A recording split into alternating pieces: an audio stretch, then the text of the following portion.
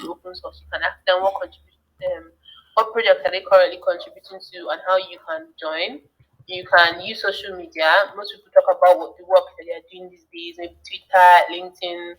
I don't really use Instagram, but there are people who talk about maybe getting something through Instagram. There's this other one, Blue Sky. All those um social media accounts that came up at the time when everybody was threatening to leave Twitter. So those are places where you can actually find anywhere you see conversations about open source. It's going to be you can actually get involved in a community. And then your trusted guide, Google. You can just Google open source communities and find one that probably interests you and join. So let's see. So contributing as a technical writer, I'm going to explain what technical writing is, yeah? So technical writers, the serious definition is they create documentation guides and they create documentation and guides for products, yeah? But another definition I like to use is how technical writers are like the bridge between a product and the users, right? Because if I finish, some of you here might be software developers. If you finish building this really cool tool that will make everybody's life easy, but there is no way I can use it because there's no maybe manual or there is no documentation, there's no user guide. Can I, if you can hear me, like react? Because I've been talking for a while. Awesome. Okay. I can speak up for time. Anybody else's? Just maybe use an emoji Yes, or we something. can hear you. Awesome. All right. So technical writers are kind of like the bridge between a product and the user. So if you finish building something that is cool, but there's no way to let other people know either how cool your tool is or how to use your tool, then it just stays there dormant, and you will not be the only one without knowledge. So technical writers help spread this knowledge to other people. So they explain some of their responsibilities are explaining complex technical concepts in user-friendly language. You produce manuals, tutorials, API documentation, user guides. You write blogs. Your point is to just meet a user's need, right? Is to help make the user's life easier. If you're the kind of person that likes to explain things to people, help people understand things better, then you should probably like explore it. So part of your skills will include clear and concise writing skills to communicate technical concepts effectively. So communication is very knowing how to communicate is very important. You might have all the knowledge, but you don't know how to transfer it to another person. So it's very important for you to have that. So domain knowledge in the tech field to accurately convey information. You can't really teach what you don't know. And that's not to say you have to be an expert right about something, right? But at least know it better than the person you're about to explain it to. So let's say you get to use something like maybe Google Meet for the first time. And you want to explain to somebody how to use Google Meet, maybe at your job. You've never used Google Meet before. You have to learn how to use it quickly and be able to pick important points that you know that somebody else coming after you will also need help with. So that's where you're going to have to learn how to accurately convey information. So you have to learn how to learn quickly and convey that information quickly. Oh, sorry, effectively, not quickly. So you learn quickly and you learn how to convey information well. So proficiency in documentation tools such as Markdown and LaTeX.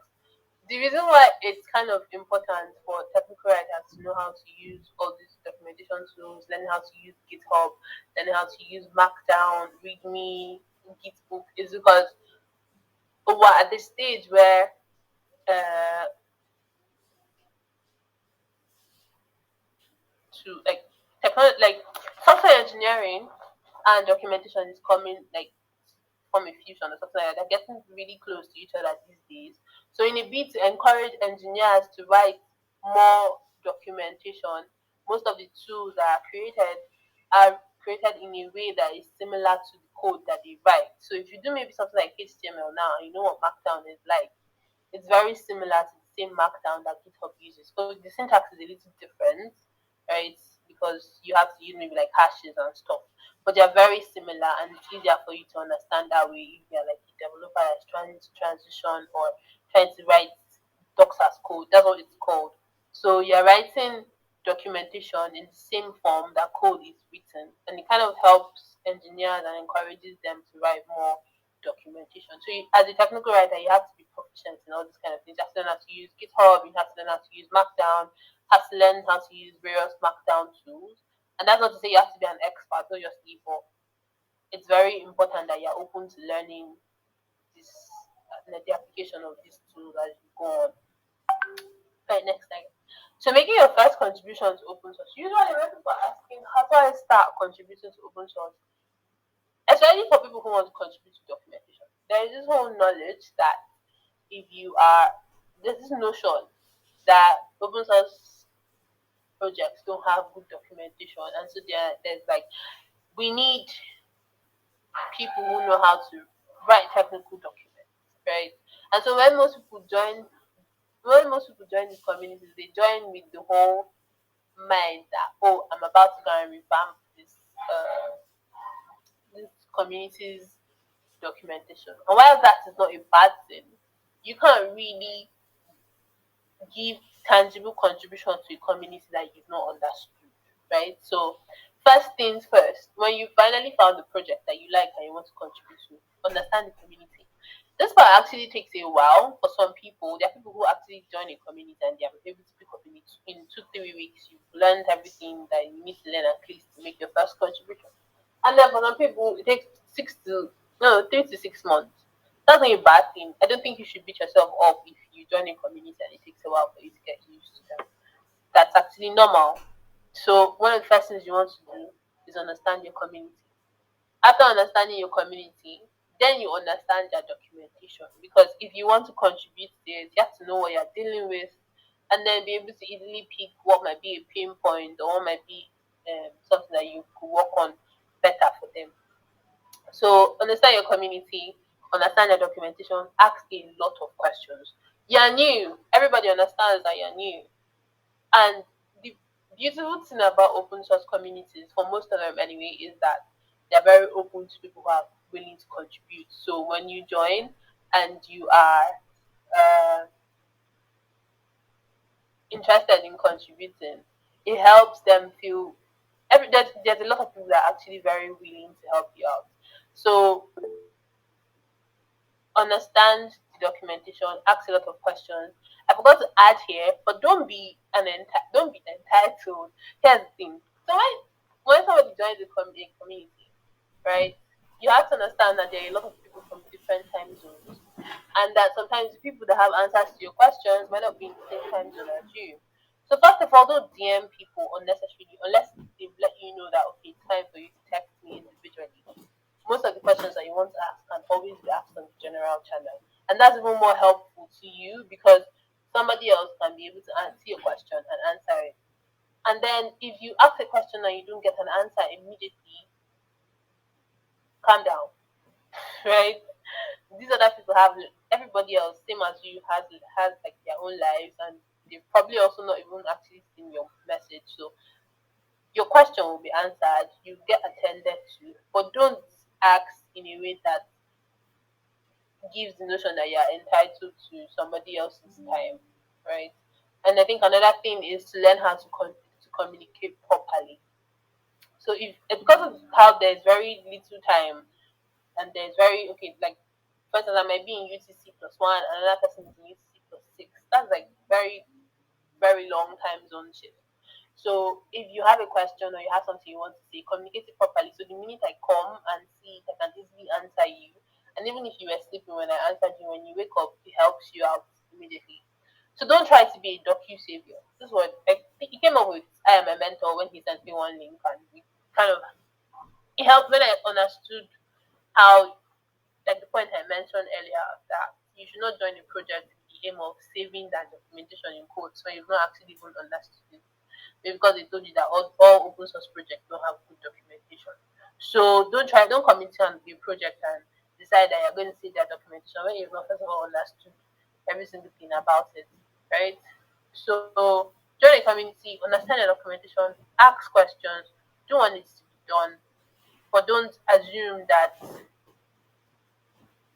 it's your like Don't assume that it's your duty to fix their documentation or that the documentation had an issue from the beginning. You can obviously mention things that are wrong and that you think could be better, but you have to do that after you've properly done your research and you know that okay, this is how I can do work that will actually be beneficial to this community.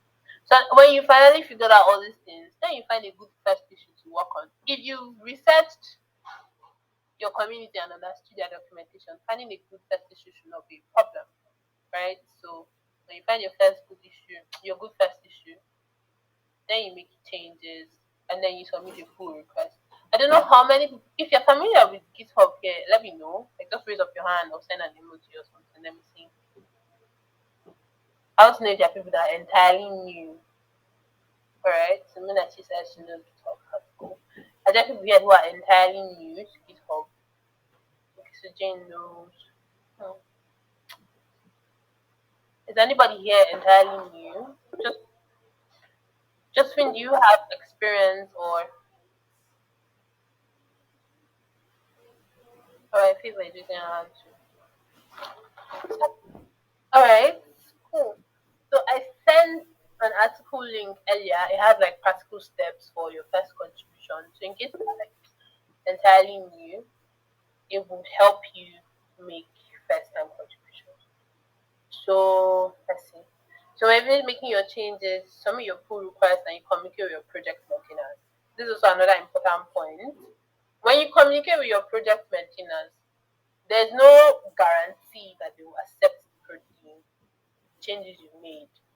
So what you should do is learn to accept feedback, work on it. Hey, Jason here.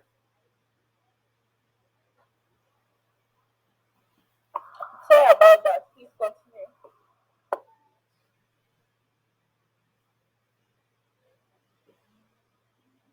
Oh, okay.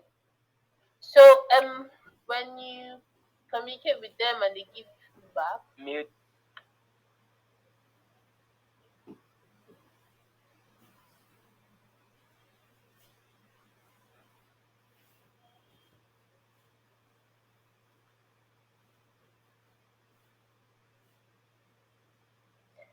Precious, please go on. I think he has mute himself. Okay. All right. So submit your pull request and communicate with project maintainers.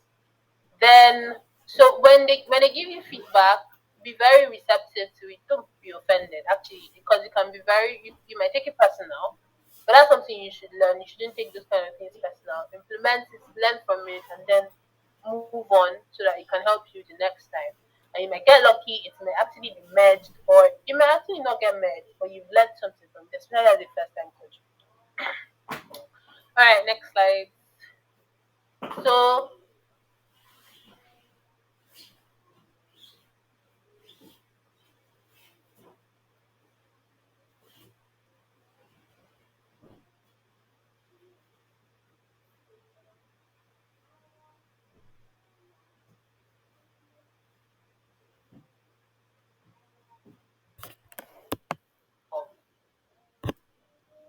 okay, I'm not sure what is happening to be honest. Ah, wow, okay. Hold on. Sorry about that. Okay. Um,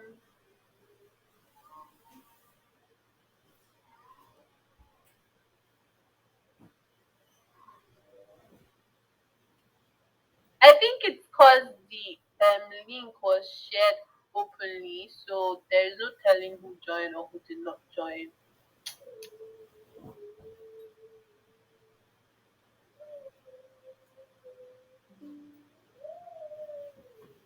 Yeah, fixed. Alright, so my slides are not showing, Sha. Can you like make it?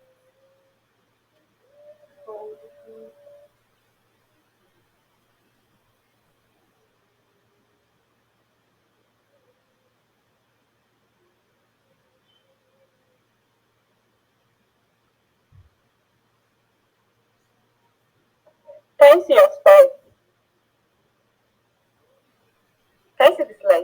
So it's not okay. Okay. All right. So as with most things, hard skills are important, right? You are contributing as a technical writer, but the soft skills are also really what's going to keep you in a community long enough. Because most communities have code of conduct and stuff. So if you violate them, it's not a good look for you, right? You don't know how far that action might talk like you don't know how far it might affect you. So it's just better for you to learn how to communicate with people, be pleasant, be reasonable when you interact with various people. And like most things, when you make your first contributions, it's going to be a lot. It can be overwhelming to be honest, especially since you're still trying to understand the community. But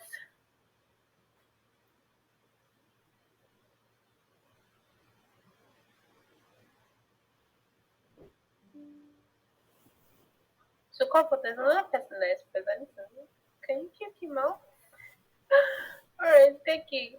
So remember to calm down, breathe. It's a marathon, right? It's not a sprint. Some people actually took like a whole year before they could start making significant contributions to their resource community. You shouldn't stay that long if you don't have to, but at the same time, understand that there's nobody that's pressing your neck. Take your time and understand the community so that you can actually make more valuable contributions, right? And then find your support system. So you may not actually even be in the open source community, but having friends or people that you can talk to about your journey and how it's going, and people that can help you out, maybe explain better what GitHub is, explain better what a merge request is, a pull request is, explain to you how not to use certain commands so you know wipe your laptop. I've done that before. But yeah, so it's helpful for you to have people in your system, like in your community, that can help you out and give you support when it gets very challenging. Uh, and then embracing lifelong learning. It's an open source community. The funny thing is that the open source community you start with may not even be the one you end with, right? But for the most part, to help you learn most of them have like similar templates. So when you're able to navigate one, then you can navigate the other ones going forward. I think next slide, please. All right, do you have questions for me? I'm looking for close to 30 minutes. Wow. If you have questions for me, please let me know.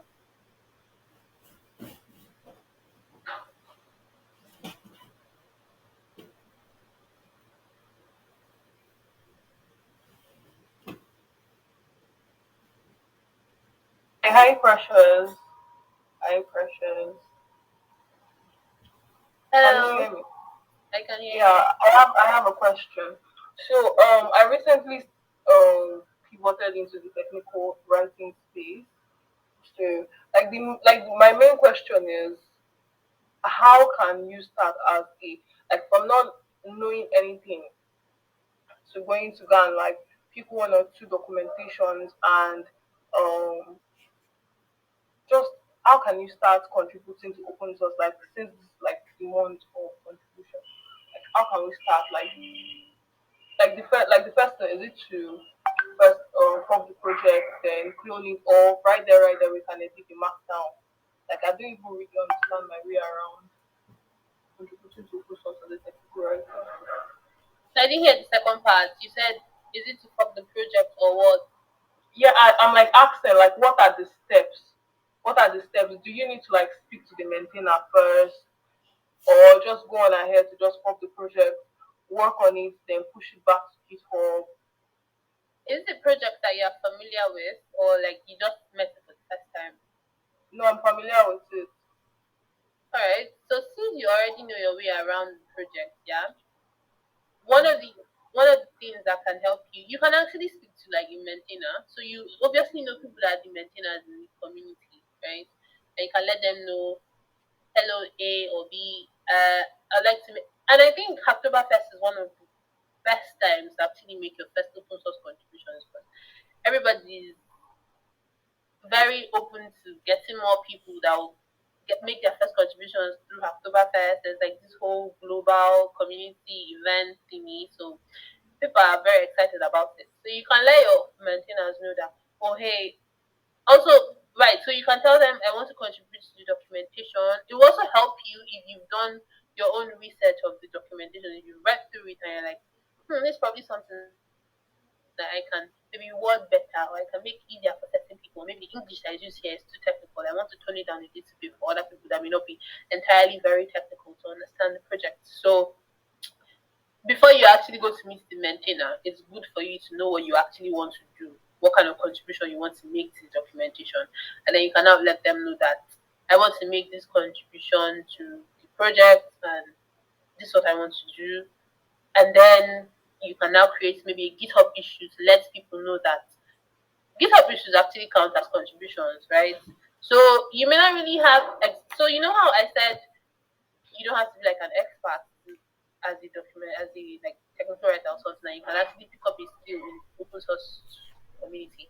One of the ways you can contribute from the beginning is by raising issues. Something that you found as a bug, you can report it, put it on the GitHub issue page, and then you now assign it to your. If, for instance, now in your case where you want to work on it, you can assign it to yourself. So everybody that is looking at it will know that, oh, this person that is currently working on it, and then you make that contribution, submit your pull. Do you need me to explain the technical steps too, or so I typically? think I understand. Awesome, right? So you make you let everybody know that you're the one that is currently working on this issue, and then when you finish making your changes, make your pull request, and your maintainer can look through it. It also helps that they know that you're working on it only prior, so you can just easily look through it when you are done, and then give you feedback.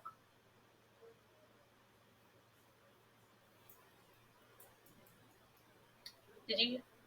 Thank Did that help? you. Yeah, I got that. Thank you. Awesome. Does anybody else have any other question?